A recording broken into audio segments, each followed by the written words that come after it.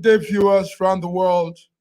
It's Friday, 15th January 2024 here in Milan. It's morning here in Milan, Italy, and you are welcome to our new SSM News Echoes.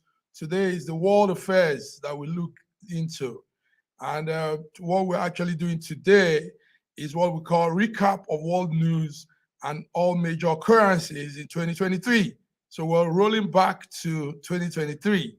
You're welcome, viewers. But to join me to do this beautiful presentation are my colleagues and friends, George Chukwu from Toronto, Canada. George, good morning. It's morning. Good morning, Massive Mark. Good morning, viewers from around the world. We want to welcome you to our show today. It's going to be a fantastic one. It's going to be a fantastic one, but we can't have it complete if we don't have more coordinators in the different parts of the world. So right there in Germany, Western Europe is our man, Stephen Adioye. Honorable Stephen, you're welcome.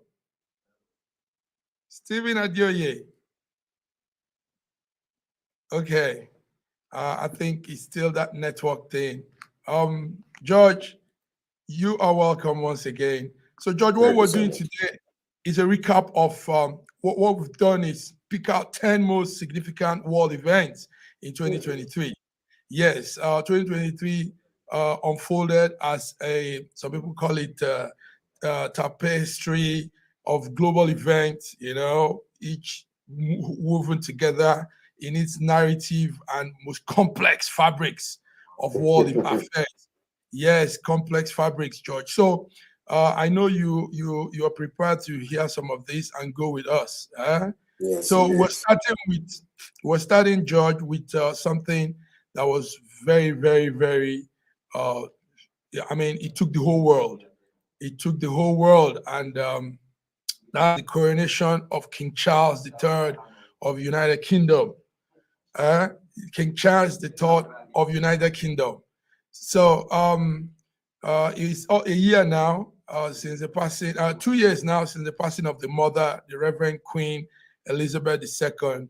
After she died, a coronation ceremony for the eldest son, King Charles, and the wife, Camilla, she became a queen, automatic.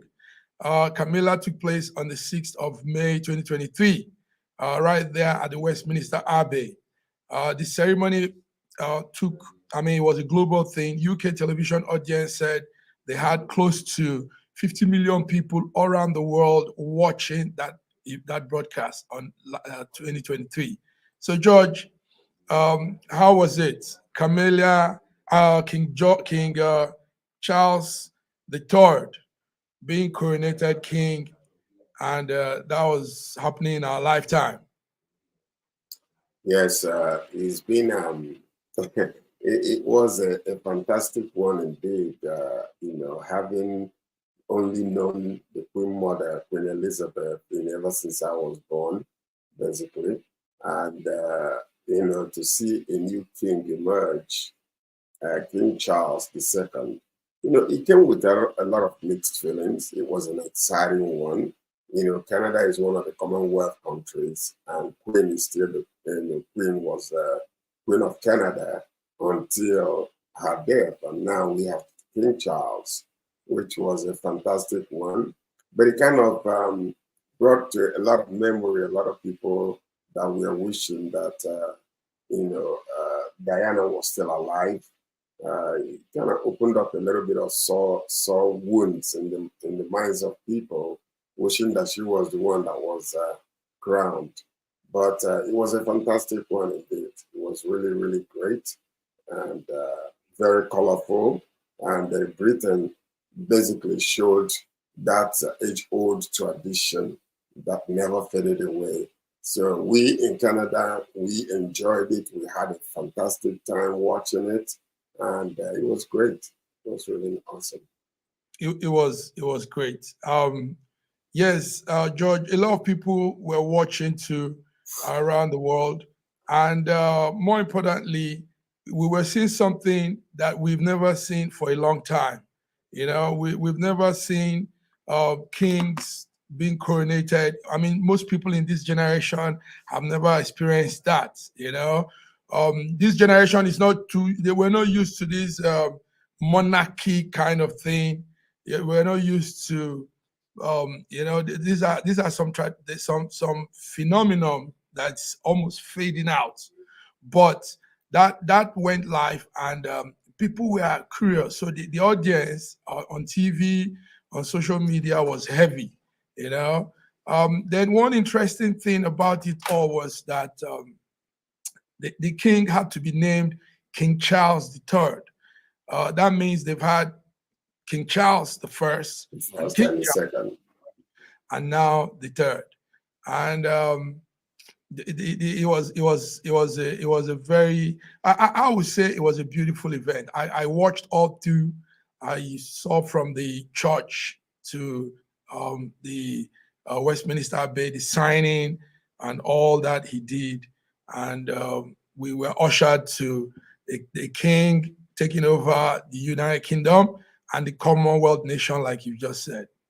Yes, beautiful. It was indeed. It was amazing, and then you just kind of put it in the mouth of people how tasteful it would be when William, the heir apparent, would come alive. Would be coronated, and then you see the successors there. His first son also. It was incredible, honestly. Yeah. So. Yes, let's welcome again Stephen. Stephen, can you hear us now? It's good to see you. How's Germany this morning? Stephen Adioye. Okay. Very well, thank you. A bit cold. Happy New Year to you all. Good morning. Good morning. Yes, Stephen, George and I are looking back at a recap of 10 most significant world events in 2023.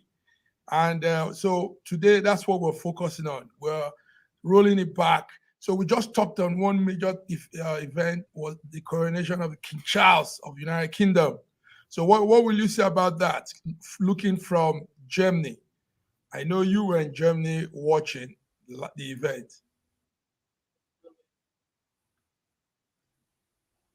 Oh, yes. Well, like all the time, we know for sure that the world is, different things happen over the months and over the years. And you know one thing, there's always some wonderful things that happen in the midst of all these turmoil and problems and issues. One significant thing that I just remember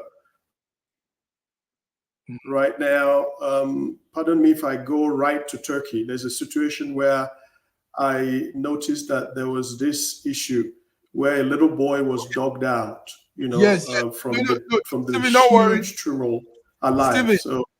Stephen, don't worry. We'll come to the earthquake in Turkey. We'll come to, we're taking it bit by bit, major occurrences in 2023. So I hope you can hear me. So we'll come to Turkey when we get to that line. But it's good to see you, Stephen. Also joining us in faraway Lagos, Nigeria, is our diva, Bidi Nana. Bidi, good morning. It's morning in Milan. What is it in Lagos? Is it midnight or daylight? Good morning, Bidi. Bidi, okay. All right, everybody. So, everybody, I hope we're not having. Another thing that happened actually during that coronation was a lot of people didn't understand that the coronation, that ceremony that took place was actually a religious celebration, and the placing of the crown upon the head formalizes the monarch's role as the head of the Church of England, and marks the transfer of their title and powers. So that's one of the things that still remain, even up until today. They are actually the head of the Church of England. If you remember history, it was one of the most dysfunctional times when there was war between Catholicism, Protestants and all that kind of stuff. So the Queen and the King became the head of the Church of England. That's another area that kind of came up again during that coronation, that you will see that it was basically not only traditional, but a religious ceremony. Oh, nice, George. Nice. You are giving it to us. Okay. We go on to another major occurrence. Stephen, I hope you're following and your line is open. Once again, I welcome BD. BD, it's good to have you this morning. How are you? Are you hearing us? Yeah, I can hear you very well. Good morning, everyone. Good. I'm doing well. Wow. Yeah. We get excited when we see you, BD, because you are there in Nigeria and you're a point person, very vital contact for us right there in Nigeria. So, BD, we're looking at 2023. We're rolling back the news to 2023, and we're making a recap of 10 most significant world events in 2023. So we just finished. George just gave a beautiful one on coronation of King Charles in the UK. So let us just hear from you. How did Nigeria see that event? How was it looking from your corner, BD? Yeah, it was a great one. Nigerians actually embraced it. You remember, even some Nigerians did a shebi for that. But Africa generally actually did frown at that coronation because we saw a lot of people from African continent, telling Prince Charles that the best thing he could do is to return some of the things they stole from Africans. Do you understand? So people were actually surprised that Nigerians were picking up at that point. Nigerians actually celebrated with them, Africans celebrated with them, but at least it gave them an opportunity to say something that many of them have not been able to say over the years. Mostly people who made this comment were actually young Africans. They spoke to Prince Charles that he should redo what his mother did. And some people, like I said earlier, made a shady with them to tell them that they are with them. More especially Nigerians, no Nigerians will always support British, whatever thing they are doing, because they are like their, when it comes to Africa, I call them, they are like their first child. First child. It was a good one. And another thing is this, it projected us to the limelight. You remember, T.Y. Savage was one of the singers in that occasion. You remember? That's correct. Yes. Hip hop T.Y. Savage. She featured there. She sang, and everybody were happy. Nice. Yes. Good. You see, BD just brought the flavor, that African flavor to it, the Commonwealth flavor. The way we're attached to Britain through the Commonwealth is very, very interesting. Nice, BD. Thank you. Welcoming also Dr. Godwin Ibe. This is Dr. Godwin's favorite moment, when he comes to really? Godwin, you're welcome. Thank you. And also, we're having Fiona Ngozi from London. Fiona, it's good to see you this beautiful Friday morning, 5th of January 2024 here in Milan. Fiona, can you hear us?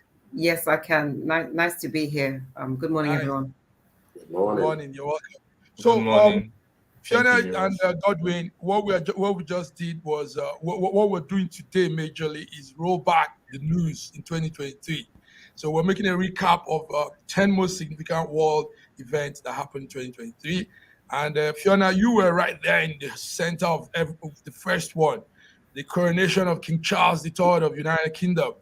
And we know you probably you were on the streets with them too, watching or something. So tell us, what happened that day? Let's hear from you. So first of all, I'm going to correct you. I'm a bit of an anti-monarchist, so I wasn't on the streets. So that was the thing that didn't happen. So essentially, we had an additional bank holiday, which was nice. We all got to relax, and we were able to watch all the proceedings on TV if we so desired. I mean, I think after his mother was on the throne for essentially 70 years. It's a massive change, and the change is not something that will happen overnight.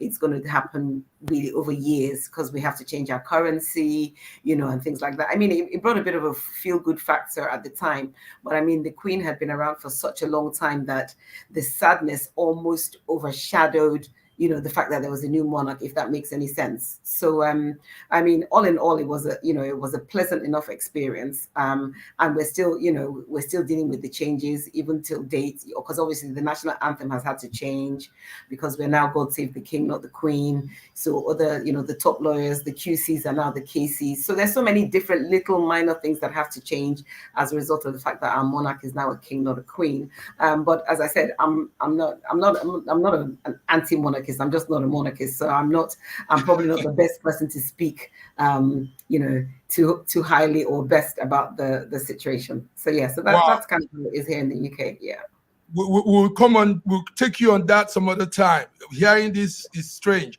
A British person that doesn't like. No, it's not strange. It's not strange.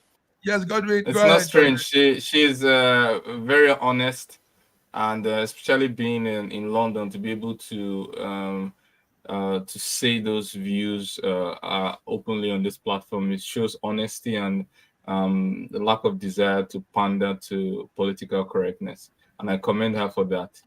Statistically, it's proven that a mere 9% of adults were interested in the coronation event. Just 9%, not up to 10%. Wow. So she's reflecting the lack of interest in fact, I remember that the Guardian made an article. They called it a dated pageant, an outdated pageant. That's what they called it. And this is a British publication. So I believe, while we try to, look at the entertainment value, because a lot of people just want to use it for media coverage, for bait clicks, and the entertainment value. But there it is clear that a lot of people feel not only lack interest in the event, but a lot of Africans complain about the colonial past. I'm not the kind of person who promotes, who shouts that, oh, Britain needs to return to Nigeria what they collected and all of that, including the artworks. I'm not speaking that way, because I know that rights are not given, they are taken. As long as you lack the leverage to collect what you own, you continue to lose it every single time.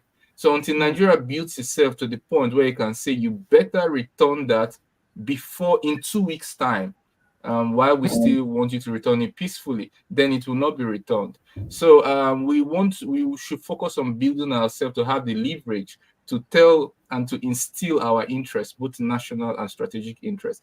And at least we don't need to seek the love of everybody, but we need to seek the respect, so that when we speak, people are interested, even if they like us or they don't like us. Thank you. Wow. It's burning hot here, viewers, today. We're rolling back on 2023. And now we've come to the part that we need you the most, Godwin. 2023 saw Ukraine-Russia war continue. We all know February 24th, 2022, that was 2 years back, Russia invaded Ukraine in an escalation of what you call the Russo-Ukraine war. And that's something that has been starting from 2014. But this particular invasion in February 2022 became one of the largest attacks on a European country since Second World War. It has been estimated that tens of thousands of Ukraine civilians have died, and casualties, thousands of military casualties, and it played out all through 2023. So let me begin with George, Russia-Ukraine war. Should we not begin with the man who is at the seat of the throne of Russia? No, he's going to come. He's going to come. It doesn't have to start with me, but I'm going to give him. I'm going to say from your own point of view, and he will probably put to rest whatever it is. Sir George, go ahead. Well, anyway. that when we just came out of the pandemic, and the bitter taste of the pandemic was on everybody's mouth.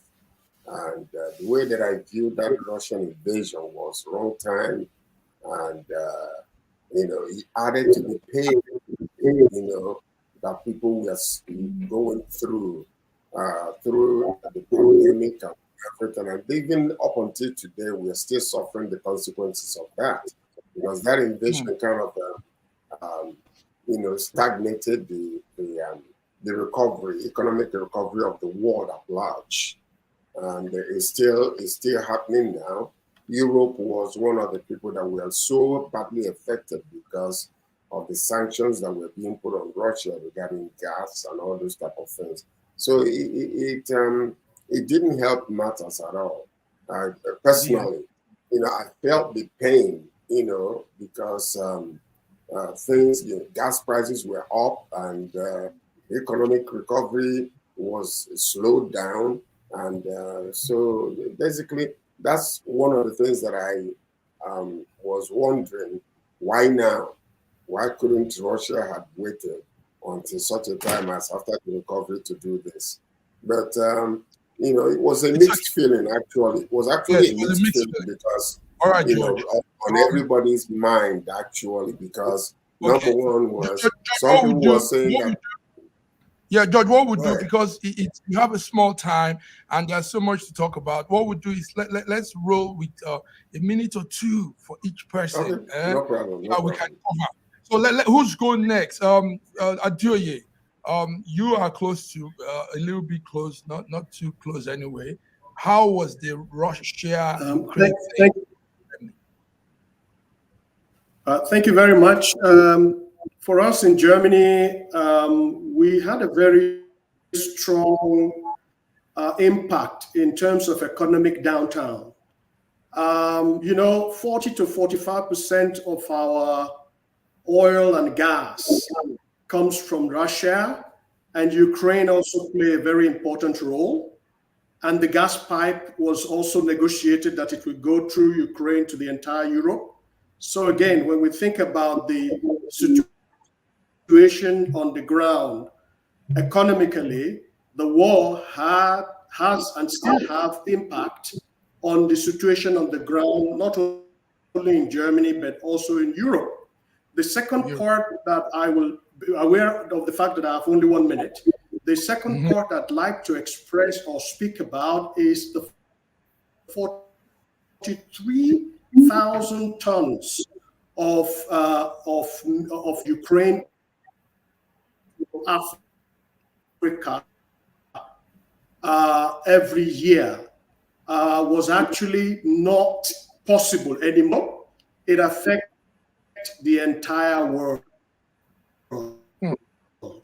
So in that line, the whole world was affected. It's a clear message to us that we are living in a global world. It's a clear message to us that we're living in the global world. BD, Africa suffered the most when it came to the grain, food coming from Ukraine, and a lot of things also that Africa benefited that was cut down. How was it? How was Ukraine, Russia impact on Africa, Nigeria, where you are? Well, there was a lot of devastating impact of that Russian invasion in Ukraine. But one thing you should know about Africa is that you might not get the real details of the impact. And being our nature, the way we do things in Africa here, we don't, what I call, we're not always truthful when it comes to things. They might not really tell you the real situation on ground. And we don't have a system of following up to really understand how this thing has affected us. But in recent, that's what actually affected us in many ways, directly and indirectly. And if you look at what is happening in Africa now, there's a battle of supremacy in Africa between the Russian and the Western world. And in that part, I will tell you, that war actually affected African more. The area of Ukraine, we know what happened. The Russia cut off the supply, and the Africans are still suffering with it today. But an average African might not really know why he or she is going through what they are going through. Well, I What they are must going tell through. you, the devastating effect of impact of that war, Africans felt it more. Thank you very much. That was direct. Fiona, they flooded UK with Ukrainian refugees, and they were even taking some of your husbands. Some men were being taken over by the refugee ladies from Ukraine. Fiona, Corona how? foul. So, I mean, I'm going to speak to that just in brief. I mean, the Ukrainian ladies are really elegant, so I can understand why, there's some of them are really amazing. So I mean, not like that, but no cap. So, yes, I think I'm going to talk more from the emotive and emotional side. I echo what everybody else said. A lot of things I was even surprised to understand about the supply of cooking oil. I didn't really realize, you just buy things in the shop, you don't really understand where it's coming from, you just pick it up. So that was something that was particularly interesting for me during that time. But to speak to the emotive part, I was fortunate enough to do some work within the community with refugees. So I met a lot of displaced people from Ukraine. And one of the things that I really admired is the kind of spirit that they had in the face of all this massive Goliath, the togetherness. I had a lady who drove from London to Ukraine with a load of medical supplies. I met so many people. I met consultants that had been displaced, and the issue was the English language. So my role was actually teaching them English within the community. And I must speak to their absolute strength and tenacity in the face of this. They just stand together and they just won't back down. I have a member of staff who's also from Ukraine, and one of the difficult things was that she came here with her daughter and left her husband behind. And the one poignant thing that she said to me that will never leave me, she said, when she got here, her daughter hadn't been here. She has lived here in the past. And her daughter said, Mom, where do we go when the siren goes off? Where do we hide? Her daughter had been so used to and accustomed to them going for shelter anytime there was an air raid. So that's one thing that has stayed with me, ever since, the whole conflict started and they started, coming into the United Kingdom. I think the United Kingdom has really embraced within the context of what it is to embrace people. I think they've been quite accepting of the situation and been very supportive. We have so many centers, so many, activities, etc., to kind of absorb them into the community. So that's kind of been our experience here.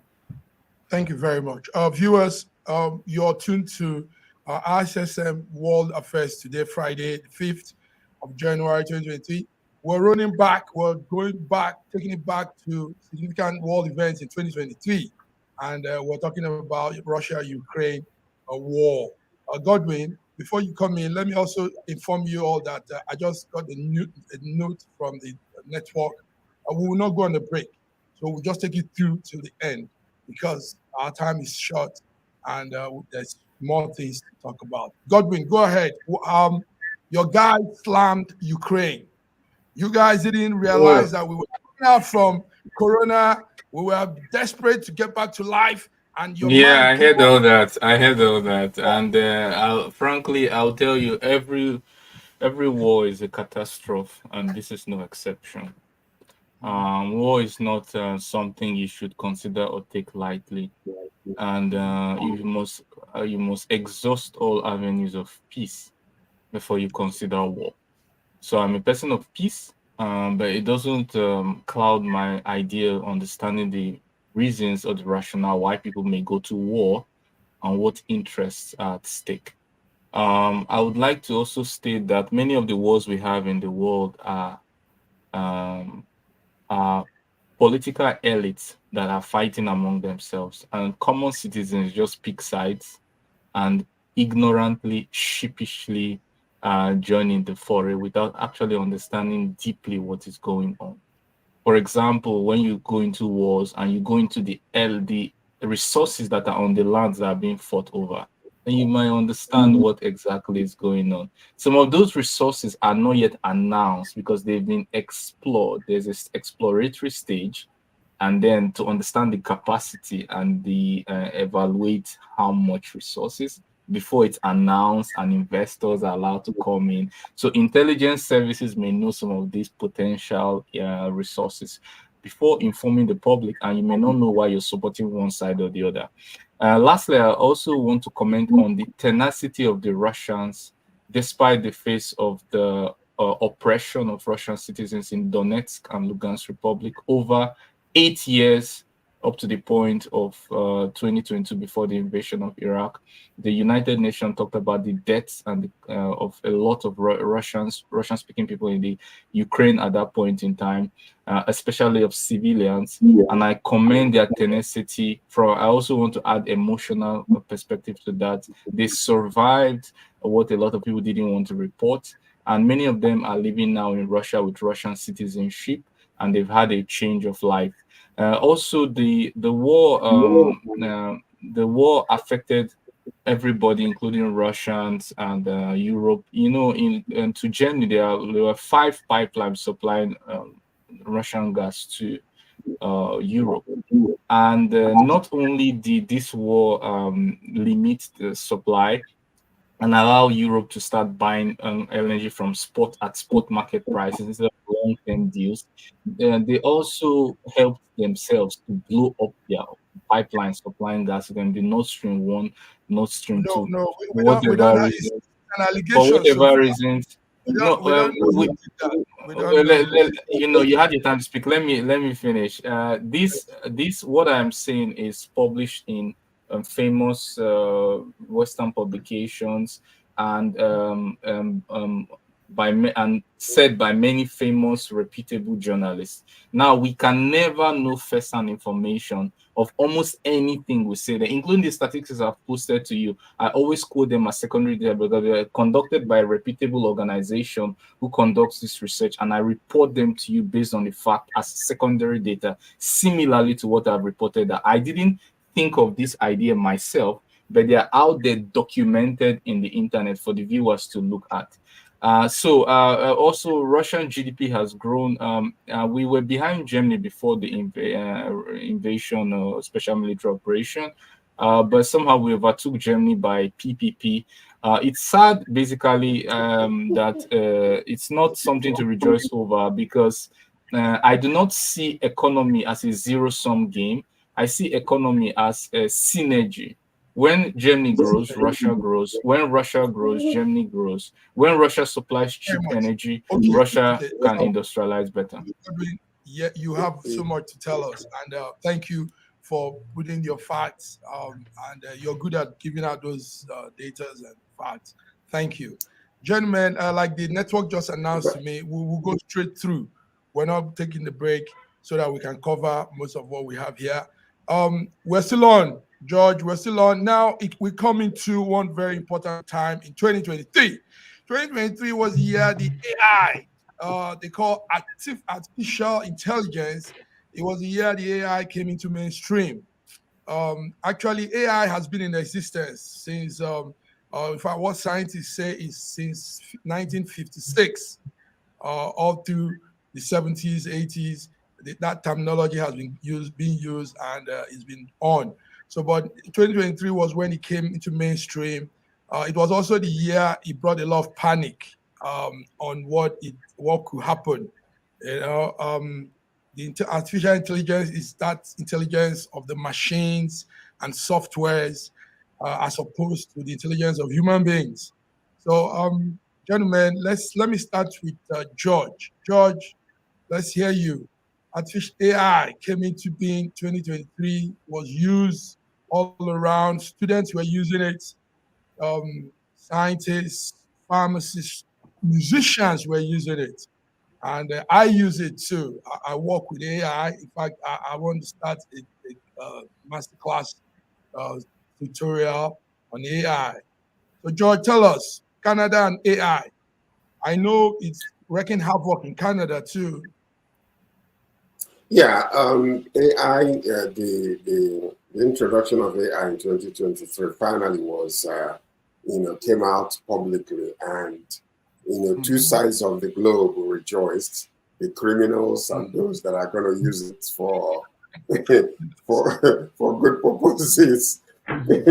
So because in every good thing that comes up, usually you have the good ones that can use it. You still have the crooked ones, how they can kind of twist things and start using it. We're suffering the consequences even now. You don't even know who to answer anymore. And because of the introduction of AI, a lot of people now, their voices can be mimicked, and they're using it now to kidnap people. All kinds of incredible, amazing bad things that are taking place already. And this is, the sign of the future, that where we're going to be. And so AI is very, very, interesting, because a lot of students are now using it. Many people, we used to write and calculate things with our hands when we went to school. It is no longer. All you have to do now is to speak, into the AI app, and then it will give you the answers instantly, on time. So these are the things that it is incredible. It's amazing. Even industries are using it right now, and AI is displacing a lot of people from work, because some of the things that when you come to analytical situations where you can hire people, expertise in certain area, now you can just go ahead and type so the entire thing there, all the answers and the analysis and the statistical data and the quotes will come out. So some people are being displaced. So right now, it's interesting, it's amazing, it's incredible, but it's still dangerous. And as a matter of fact, even nations are now beginning to use it, prepare for warfare with AI. That's another thing that is coming up. So I don't want to speak too long, because I know we have a lot of people here. Yes. Yes, thank you. Let me come to Adioye. George just talked about students using it. That was the first panic the AI brought up in 2023. A school, a particular classroom, and students at the school using it, and the school authority had to come to. They had to put it out on the government and say, listen, this thing might cause problem with students. Students might not be as intelligent as they want them to be in that space. Ajoy, how is AI treating Germans, students, scientists, workers, and everybody? Right. I'm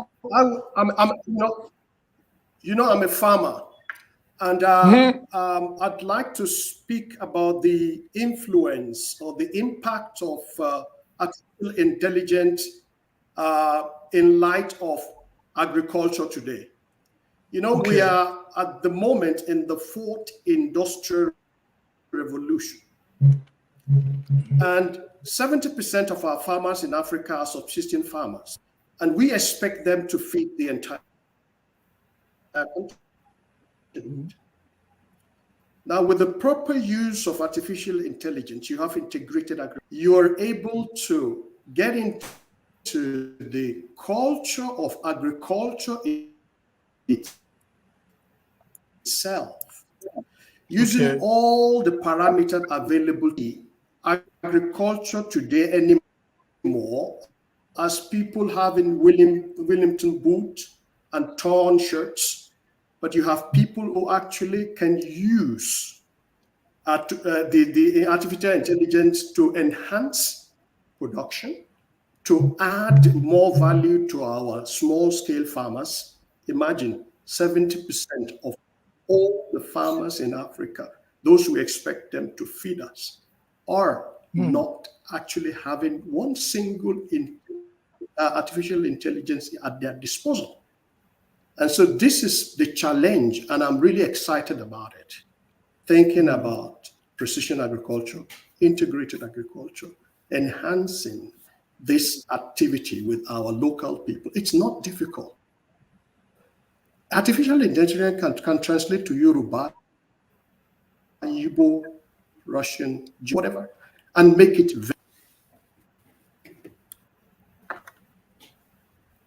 Oh, that's it. Thank you very much. Bidi, I see Nigerians are using it a lot, and like George said, they also use it in some very negative way. They are using it to mimic the voice of some of the presidential candidates. They used it during that campaign. They used it to spread some malicious reports, so making it look like one bad thing that has come to human. BD, how is AI and Nigerians? Yeah, AI and Nigerians are doing well. One thing you should know is that AI has digitalized our society. I'm telling you, AI is one of the most profound impacts of AI on the workforce. On workforce. Now, the thing is this: AI, the automation of AI is well felt this time around. A lot of jobs have been replaced by this AI. But now, I Oh, think a lot of people are becoming so comfortable with it because they cannot get their work done with speed without yes. much stress. But I think that before this AI, people who brought this AI before, a lot of people were thinking that this AI will awaken people's brains, awaken people to get to work. Do you understand? Having Mhm. in mind that this thing is here to replace us, this thing is here to take over our jobs. With Mm. that, a lot of people will wake up mentally, start doing mental work, start Mhm. getting to work with their brain, because that's actually what AI is trying to tell us. Put your Mm. brain at work. Let your brain get to work. But rather, we are not getting that. People are becoming I don't even know the word to use. They're becoming more relaxed. Do you Okay. understand? They feel that, oh, it's not easy to get things done. Not understanding the after effect of this AI. AI is good. Yes. It has made life easy. People can get to write their reports, write stories, write music, even give you ideas to get things done without you having the idea. But in the other way around, we are not looking at the effect of this AI. And that is the bad side of it. It's That's the making bad life side. easy, but we are not looking at the after effect of this AI. Because before you know it, we might not be able to do anything again. We'll all depend on AI. And by then, it will dawn on us that we've made a lot of mistakes. Wow, thank you very much, BD. Let me add that I work on AI. It's not really what many people think. AI would not lay off people from work. In fact, what will happen is humans will even get smarter if they understand this whole thing.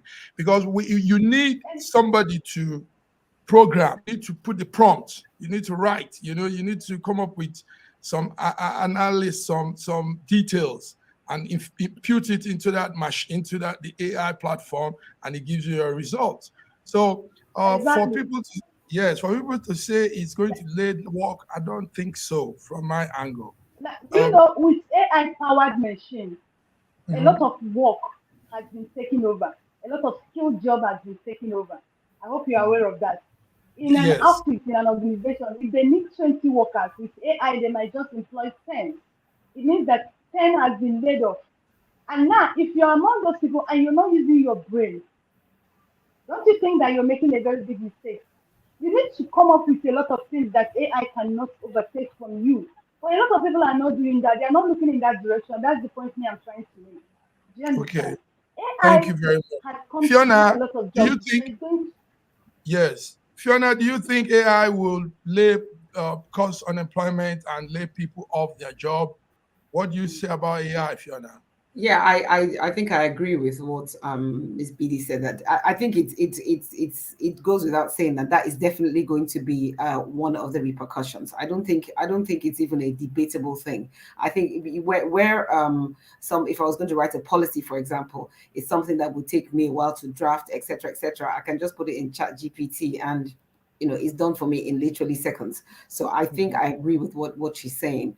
From an education point of view here in the UK, yes, a lot of students have been using AI in terms of doing their coursework, doing their dissertations. And I know of a case, a friend is actually involved with this case where the university has actually taken one of their students to court for plagiarism. because of course the plagiarism side is the other, side of this this AI. So I think it's amazing, especially when you need to do something really quickly. I think it's great, personally, from my own personal experience. But I also see the negative impact that can be as a result. I think we saw protests in Hollywood and stuff like that. So I understand why people are jittery about it, definitely. And I don't think there's anything. I think it's common sense to be concerned about the impact it's going to have on people's employment. Yeah. So. Can I say something quickly before the doctor comes in? Can I say something? Yes. I went to see my doctor. So while we were there discussing, so I told him exactly what was going on and all that. He was asking me questions. So while I was discussing with him, he just put a little bit of something on the computer. So and then he put another one, and all the answers were coming. So later on, used to be that he might answer me from his experiences and knowledge and what he has actually learned, but these days it's no longer. So after he did that and he started giving me before we could even finish talking, he's already printed out all my prescription and everything. So I asked him, he's a good friend of mine, very close friend. He started laughing. He said, this is what he told me: ever since I became a doctor, this is the most refreshing time of my life. There has been a paradigm shift in the hard we can work. And so I told him, I said, bro, this app you're using, is it available for everybody? So he started laughing and he said, well, what do you want to go to? You want to go to South Africa and become a medical doctor? Use this solution for people. I said, can it be done? It's like, of course, it's very easy. All I have to do is to teach you how to do prescriptions, and it's easy. And then you get and it will give you the prescription, the side effects, and everything. And you can just read it all out to the person, and you become the most genius among the community. Dr. Godwin, are you using AI? Are you using AI now in your facility, Dr. Godwin? Of course. AI is important both for studying, for analyzing symptoms, analyzing clinical cases over a very long period of time, noticing trends, and for coming up with new, more advanced drugs and medicine. In fact, I want to build up on what Sir George said. We have one of these. I'm not going into. I can't go into specifics here, obviously, but I'll just speak about it generally. There's a patient who complained to me about some things, so I sent the person based on the insurance policy to a particular therapist to see. And the therapist came in, he said, oh, you're feeling no problem, go for this test, go for this test. They did all the tests and she wrote that, and then he came back with very terrible review. He said this insurance policy is messed up. I said, what's the problem? He said the doctor didn't touch him. So the doctor didn't touch him. He didn't feel me. He didn't touch me. He didn't press. I said, oh, it's so important. I said, but you have the result. These are your results. This is what you have. Look at it. He says, no, that he came, he felt empty. He went and he came out and it was empty. So I understand the human interaction. Godwin, do you think we need AI? Do you think? Obviously, let me quickly go into it. Apart from the few disadvantages, we need to talk about singularity, which a lot of people are afraid of. A point in time when technology becomes so superior, and it leads to an uncontrollable series of events beyond human control, which leads to terrible consequences for human. It's in many movies, we know about this singularity. But apart from that, some of my colleagues have talked about unemployment, plagiarism, intelligence snooping, and all of that. But I want to talk about the positive also. It reduces human error. We know that the human error is a major problem. It allows us to make better decisions in some cases. I think it increases efficiency as well. It reduces bias, and it's available. It's always available. Like many of us use bots that you just ask a question and you get the answer. So it's available, makes decision faster. You can use it in risky situations where you can't go as a human. You send in maybe a drone to go to do something. And also personalization. What Dr. Sir George said about sorry, I want to just quickly touch on it. That app you're seeing, you might belittle the app in the sense that, oh well, why do we need to study again if we have the app? But there's something the app is doing that a human being cannot do. The app can receive big data immediately and reinvent itself on the spot. So another computer can be learning somewhere with data and then feed this app that big data, and it works with that big data and reinvents itself and treats you in a different way. Thank you very much. So it's a very good aspect. Thank you all for this input. AI viewers, AI 2023 made it mainstream, and it has come to stay. Gentlemen, because of time, let me just read through two of one important occurrence in 2023. Then we will go to something that you all will talk about. One of it was riots, not too far from me in France. France had series of riots and protests, climate protests, and all the rest. So 2023 was a very strong one in France. Riots. France encountered several turbulence over the past 12 months in 2023. And there was also those bitter battles over pension reforms and sizzling heat waves and nationwide rioting, like I said. Also, in Africa as a whole... And France left Niger. France left Niger. And France left Niger. And France left Niger. Thank you. In Africa also, there was the crisis of coups. That's something I wish we all could talk about, but because of time, in different parts of Africa, where coups are just spewing up, pump, like popcorn, you know, and they even dubbed it the Coup Belt year for Africa. So we had Niger, we had all of them, Mali. You all remember those countries. So two events major events in Africa: coup, France riot. Now there's this small one that piqued our interest because of the movie everybody saw, the Titanic. You all remember the Titanic movie. 2020 saw a sub-crew of Titanic tourists going to look at the Titanic ship submerged in the sea, and they all got blown up and died right there. So that was another thing. Then this one, maybe you guys can talk about it now, because somebody was raising it up before.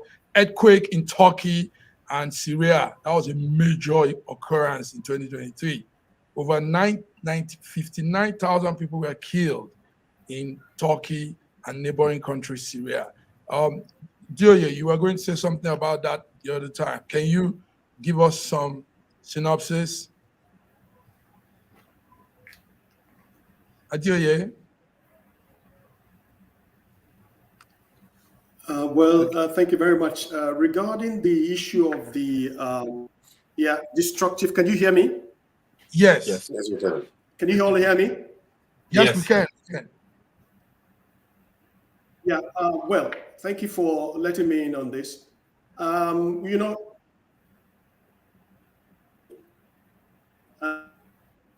most of them are very close to us. And, one of the family member who lost two people in Turkey is a good friend of mine. And so we were actually very close to the event, although it's some thousands of kilometers away. So, and we also experienced influx of, refugees because of that as well in Germany. As I said, Germany is the second home to most of the Turkish people. So this incident was very close to our heart. And we felt very, very, very, sad, and, condolence to people who lost, their loved ones. As I was saying earlier, one of the two greater things that we also are thankful about was a little child which was dogged out of the trommel, the huge, slap. And this boy came alive, and, everybody just clapped hands and rejoiced for this one life. So if there's anything, we were happy that at least one life out of the 59,000, who today we don't know what happened to him, but we hope and believe that is fine and well. Fine and well. Please, my people, 5 minutes to our time. We all would talk on this because this matters a lot, and that is human population, the human population on planet Earth. In 2023, India passed China as the world's most populous country. China used to be the largest, most populous country, but in 2023, India took that step. India had 1.43 billion people. India now has. Now, let's talk about this.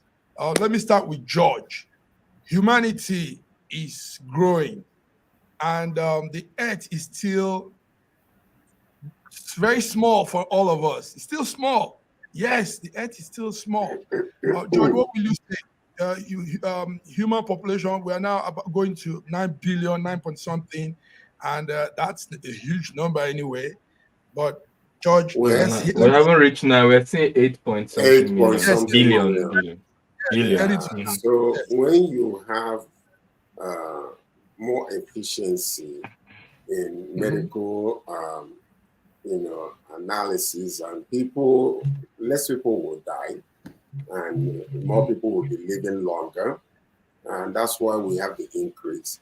But he who started it from the very beginning knew that it will happen. So I don't think we should be afraid. All this climate situation, we need to be climate friendly, and we need to, take care of our, environment and stuff like that. But sometimes this outcry that we have a lot about, you start seeing humans becoming deities in their own rights by trying to wipe out certain the Darwin's doctrine of killing certain people so the others can live. It's not in my sight. I don't believe in that. So even if we have if the Earth's population double, believe me, it can sustain it, because it's all about people fearing, and the person who started all these things knew that this time will come, and then that people, lives will be saved, and people might start living longer. So I don't think, personally, I'm not afraid of nothing. So India is, I applaud India actually, because they have been doing great in different areas, including in their own population. And what happened with China, actually, they started reducing the number of births in that place. That's part of the reason why there was reduction in their population. Okay. BD, thank you, George. BD, Africa is 1 point something, I think 1.4 billion. Is that correct? Africa has 1.4 billion people. BD, can Africa cope with the rising population? And do you think they should stop having babies? Some people say Africa should stop having babies. No, they can't take care of their babies. BD? Yeah. Go ahead. Africa can cope. Africa can actually cope with it. Can you hear me? Yes, loud and clear. Very well. Africa can actually cope with the population if they understand who they are, what they have, and make use of it for their own good. Yes, I'm one of those people who would support to stop the having of babies, because as it stands now, we can't even take care of ourselves. So why should we keep bringing more people we can't take care of? We can take care of ourselves if we start doing things right, using the national resources we have, using ourselves to have the numbers to take care of ourselves. We can, but having more babies, no, we should stop. We've had enough. We've had enough. Fiona, the population is growing. India now has a record, and 2024 might see more numbers, but 2023 broke the record for India, and that added also to our numbers as human beings on Earth. Fiona, what do you say about this? I think I echo what Sir George said. I think the world is big enough for all of us. I think the key thing in all this is really about making us as human beings more responsible in every way. So responsible in terms of having the number of children we can look after, responsible in terms of the way we look after the environment, so that our children's children will have have a space on earth to live. So I think it's about the responsibility issue, really. That's the key thing in the whole population debate. If we're going to be responsible about everything, all the choices we make, everything in terms of subsistence farming, in terms of the way we look after ourselves, our environment, then I think I think the world can cope. I think the world can cope. The world can cope. Thank you very much, Godwin. Yeah. Okay, before Godwin, let Adeoye give us some take on that. Adeoye, please say something. Well, I think I would want to sort of echo Lady Fiona and Sir George's opinion about this. The world is big enough for us. Look at, for example, Namibia. Namibia has a very huge land space, and about just one point, they can feed the whole world. So obviously, we just have to look into equal distribution of wealth, and of course, increase yield in production of food, drinks, and whatever livestock, without having to destroy the environment and damage the ecosystem. So there is an opportunity, vast opportunity, if we make good use of them. And there's enough to feed all of us. Actually, there's enough really. All of us. And it's an advantage for you guys in the agri sector, Stephen. I mean, more mouth to feed, more work, more money for you, and all that. Thank you, Godwin. Please round up. Yeah, we're very much excited about this time. We're very much excited about this time. It is dubbed that in 2030, over $4 trillion will go into agriculture. But the question is, who benefits from this? Not the Africans. But we want to change the narrative. Yeah. Yes, Godwin. Godwin, you're running up. You're running up. Okay. Yes, obviously we have to. African can take part more in this revolution if we are going to produce more high-skilled labor and more high-value product rather than raw materials. I also want to add that what we were talking about, the whole revolution, we can never assure equal distribution of wealth. What we can do is to give equal opportunity, because competition is good. Hunger is the best motivator to work hard and to succeed. Just like over time we have competed for mating rights, we also compete for status in the society and for the ability to feed ourselves and our family. And of course, if we can contribute better to our family comparatively, we're going to be able to contribute to the community better comparatively. Thank you. Nice. Viewers, you can't beat this squad here. These are minds, brain, and beautiful insights today. Gentlemen, I want to thank you for coming through. We've put to rest 2023, we rolled it back, and we said it the way we all could. Thank you so much. Thank you, Fiona from London, Adeoye from Germany, Godwin from Russia, George from Toronto, Canada, and BD from Lagos, Nigeria. There were more events, actually, more things happening in 2020, but we just picked these little ones and rolled it back. So on this note, I want to wish you guys a beautiful weekend. Viewers, thank you for staying tuned. News Echoes will be running 3 times in the week from next week. So we'll be here on Monday again. We'll be here on Wednesday and also on Friday. So I say thank you, and have a beautiful new first week of the year. Bye-bye.